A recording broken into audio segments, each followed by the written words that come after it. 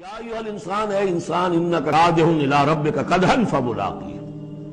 یہ بہت اہم نفسیاتی حقیقت ہے، یہ آگے چل کر سورہ بلد میں بھی آئے گی کہ ہر انسان کو مشقت میں پیدا کیا گیا ہے۔ ہر انسان کے لیے دنیا جو ہے دارالمحن ہے، اگرچہ مشقتوں کی نوعیت جو ہے اس میں فرق ہے۔ کسی کی جسمانی مشقت زیادہ ہے، وہ کسی چلائی ہے، اس نے اینٹیں ڈھوئی ہیں، ہل چلایا ہے، پھر وہ رات کو ایسا سوتا ہے کہ اس کو صبح کی خبر دیتا ہے، اسے اس وقت بے چینی کوئی نہیں ہوتی۔ کسی کی ذہنی ہے، مل کا مالک ہے، بیٹھا ہوا ہے، پرابلم ہے، وہ رات کو بھی پیچھا نہیں چھوڑتے وہ پرابلمز۔ پھر اسے ہپنوٹکس چاہیے، اسے کوئی اور سیڈیٹس چاہیے، کسی طرح کی چیزیں، اینٹی ڈپریسنٹس چاہیے۔ ساری جو آج دنیا میں سب سے بڑی مارکیٹ جو ہے میڈیسنز میں، وہ ان دوائیوں کی ہو چکی ہے ہمارے کام میں۔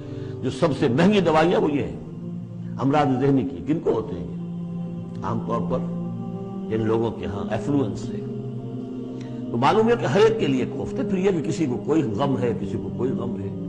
عام آدمی یہ سمجھتا میں پیدل چل رہا ہوں، اس کے پاس سائیکل ہے، یہ بڑا اچھا ہے، بہت عمدہ ہے۔ اس سائیکل والے سے پوچھئے، اسے نظر آتا ہے کار پہ جاتا ہوا، اس کو اس کی جلن ہو رہی ہے۔ کار والا جو ہے وہ دیکھتا ہے کہ مجھ سے بہت زیادہ نئے ماڈل کی کار پہ گیا ہے، نئی کار پر ڈاٹا ہوا، اسے اس کی کوفت ہو رہی۔ تو کوفت اور یہاں پہ رنج اور محن، جس کو کہا ہے کہ قید حیات و بند غم اصل میں دونوں ایک ہیں، موت سے پہلے آدمی غم سے نجات پائے کیوں۔ اور معاملہ یہ ہے کہ موت پر بھی جب نجات نہ ملی، اب تو گھبرا کے یہ کہتے ہیں کہ مر جائیں گے، اور مر کے بھی چین نہ پایا تو کدھر جائیں گے۔ وہ جو اب جو گھبرا کے یہ کہتے ہیں، وہ تو بات آئے گی آپ کو سورہ بلد میں۔ قید حیات و بند غم اصل میں دونوں ایک ہیں، موت سے پہلے آدمی غم سے نجات پائے کیوں، یہ سورہ بلد میں ہے۔ لیکن دوسرا مرحلہ جو ہے کہ اب تو گھبرا کے یہ کہتے ہیں کہ مر جائیں گے، مر کے بھی چین نہ پایا تو کدھر جائیں گے، وہ یہاں ہے۔ یا ایھا الانسان، اے انسان، انک کادح الی ربک قدحا، تیرا مقدر یہی ہے، تکلیفیں جھیلتا ہوا، بوجھ برداشت کرتا ہوا، کوفت برداشت کرتا ہوا، تجھے ایک پر دوسری پر تیسری کوفت اور تکلیف، اور پھر جا کر اپنے رب کے سامنے کھڑے ہونا ہے۔ ملاقی، اب جو بار برداری کے حیوان ہیں، بیل ہے جتا ہوا ہے، اب جتائے رکھیے، اسے رہٹ میں لگا لیا آپ نے اس کو کسی اپنے ہل میں جوت لیا، اس کے بعد اس سے حساب کتاب تو کوئی نہیں۔ حضرت ابوبکر کہا کرتے تھے عجیب کیف کے عالم میں، کاش کہ میں ایک چڑیا ہوتا جو درختوں پر چہچہا رہی ہے، اس سے کوئی محاسبہ نہیں۔ کاش کہ میں گھاس کا ایک تنکا ہوتا جو جلا دی جاتی ہے، ختم ہو جاتی ہے، اس سے محاسبہ کوئی نہیں، پوچھ گچھ کوئی نہیں۔ یہاں ہے محاسبہ۔ یا ایھا الانسان انک کادح، مشقتیں بھی جھیلو، صدمے بھی جھیلو، بوجھ بھی اٹھاؤ، اینٹیں بھی ڈھو، اور جو بھی کرنا، قلم کی گھس گھس کرو، بیٹھو، جاؤ 3 جگہ 4 جگہ مطلب کرو، اور مریضوں کی خدمتیں کرو، اور پھر یہ کہ سب کچھ کر کے پھر ایک دن کھڑے بھی ہو جانا ہے۔ اب جاؤ ذرا حساب کتاب۔ لن تزول قدم ابن آدم حتی یسأل عن 5، ابن آدم کے قدم ہل نہیں سکیں گے جب تک کہ 5 چیزوں کا حساب نہ لے لیا جائے۔ عن عمرہ فیما افناہ، حساب دو عمر کا، 80 برس کی عمر دی تمہیں، کہاں فنا کی۔ خاص طور پر وعن شبابہ فیما ابلاہ، شباب، جوانی، قوتوں کا، امنگوں کا دور، وہ کہاں گلائی تھی جوانی۔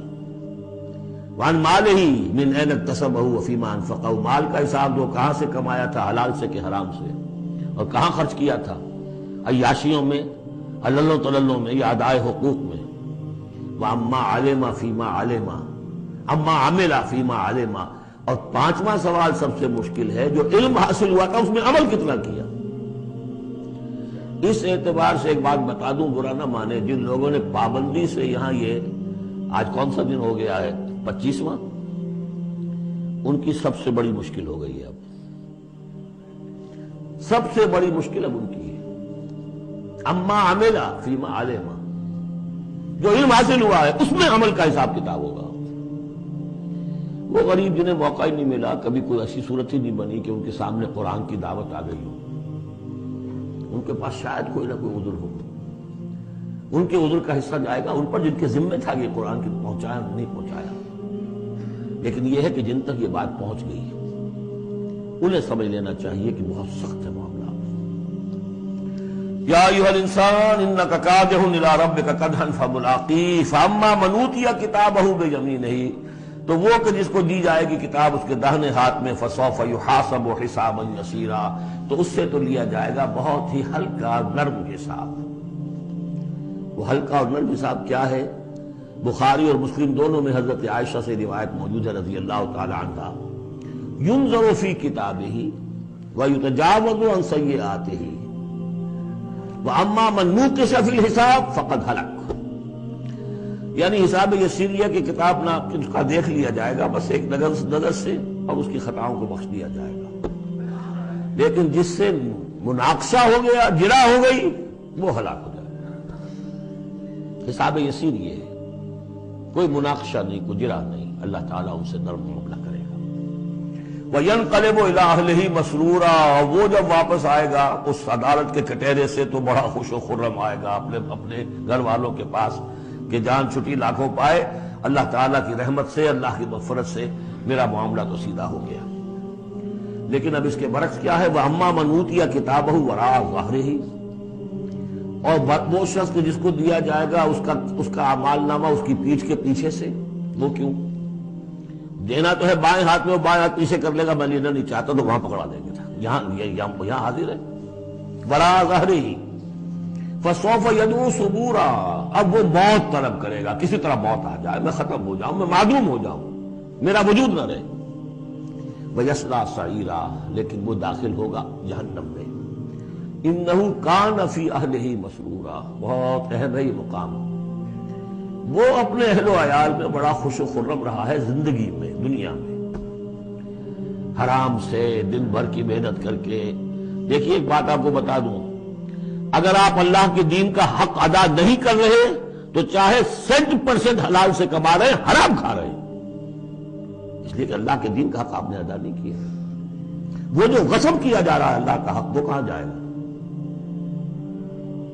جب تک کہ آپ وہ حق ادا نہ کریں جو دین کا ہے. اس اعتبار سے سمجھ لیجیے حرام اور حلال یہی نہیں ہے، حرام اور حلال کے بڑے مراتب ہیں.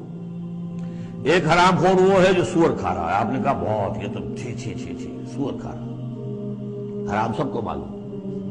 ایک وہ ہے جو کھا رہا ہے بکری کا گوشت، بکری بھی خود ذبح کی ہے تاکہ قصائی کا بھی معاملہ کو خراب نہ ہو جائے. لیکن یہ کہ وہ بکری خریدی ہے کسی کی جیب کاٹ کے، تو کیا کھا رہا ہے؟ حلال کے حرام. اس کو بڑھاتے جائیے. باطل کے غلبے کے تحت سانس لینا بھی حرام ہے. You have reconciled.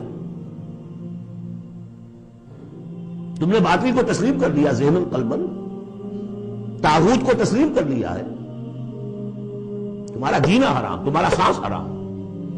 الا یہ کہ تن من دھن، اپنی صلاحیتوں کا صرف منیمم رکھا جائے اپنے لیے اور میکسیمم جو ہے خرچ کر دیا جائے اس نظام کو بدلنے کے لیے، وہ اس کا کفارہ ہو جائے گا. ورنہ یہ کہ وہ آپ ناپ تول کر کے تو حلال کھا رہے ہیں، لیکن جس نظام باطل کی آپ چاکری کر رہے ہیں، جس کی ملازمت کر رہے ہیں، جسے سپورٹ کر رہے ہیں، بڑی تنخواہ ملی ہے، ورلڈ بینک کی کسی برانچ میں جو ہے مینیجر لگ گئے ہیں، کس نظام کو آپ چلا رہے ہیں؟ بہرحال وہ بات لمبی ہو جائے گی.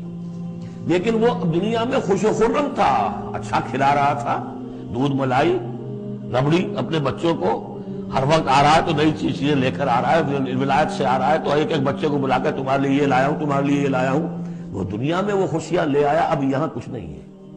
وہ اللہ کا بندہ جو دنیا میں ڈرتا رہا، انا کنا فی احدنا مشفقون، ہم تو ڈرتے تھے کیا ہوگا اللہ کے حضور میں روز کھڑا ہونا ہوگا.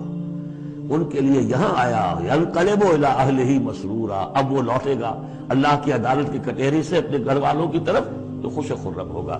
اور یہ جو ہے یہ دنیا میں خوش و خرم رہا تھا اپنے اہل و عیال میں. انہ کان فی اہلہ مسرورا انہ ظن ان لن یحور، اس کو گمان یہ ہو گیا تھا کہ لوٹ کر آنا نہیں ہے، ہمارے پاس آنا نہیں. بلا، کیوں نہیں؟ ان ربہ کان بہ بصیرا، یقیناً اس کا رب تو اسے دیکھ رہا تھا، ہر آن دیکھ رہا تھا، اس کی نگاہ میں تھا.